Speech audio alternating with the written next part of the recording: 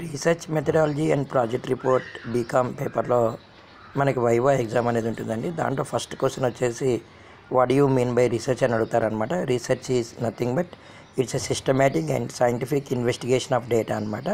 Second question మనకి what is hypothesis అని అడుగుతారండి.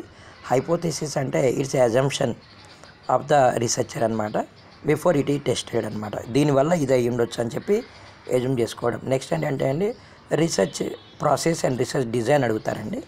Research design and research process అనేది ఇట్స్ ఎ ప్లాన్ అనమాట. తర్వాత మీ చేతిలో ఒక బుక్ ఉంటుంది కదండి, ఆ బుక్ మీద ఎక్కువ కాన్సన్ట్రేట్ చేస్తారు. ఆ బుక్లో ఏ కంపెనీ రీసెర్చ్ చేశారు, ఏ పీరియడ్లో చేశారు, తర్వాత దాని నుంచి మీ ఫైండింగ్స్ ఏంటి, ఇలాంటి క్వశ్చన్స్ అనేవి ఉంటాయన్నమాట. దాంట్లో మనం ప్రాజెక్ట్లో ఏదైతే బుక్ మనకి ఇచ్చారో అది మొత్తం మనం వెతకాలండి. రీసెర్చ్కి రీసెర్చ్ మెథడాలజీకి డిఫరెన్స్ ఏంటంటే రీసెర్చ్ అనేది డేటాని కలెక్ట్ చేసి ఇన్వెస్టిగేషన్ చేయడం అనమాట. మెథడాలజీ అంటే the way in which you have done. ఉదాహరణకి ఇంటికి వెళ్ళడానికి మాకు రకరకాల మార్గాలు ఉంటాయి. ఏ మార్గం వెళ్ళారు, బస్సులో వెళ్ళొచ్చు లేదా నడుచుకుంటూ వెళ్ళొచ్చు. లైక్ దిస్ రీసెర్చ్ చేయడానికి మెథడాలజీ ఒకటి ఉంటుంది అనమాట. In which methodology you conduct research అనమాట. ఎక్కువ ఆ బుక్ చదవండి, మనకి వైవా కూడా ఆ బుక్లోంచే వస్తుందండి. ఆల్ ద బెస్ట్ అండి.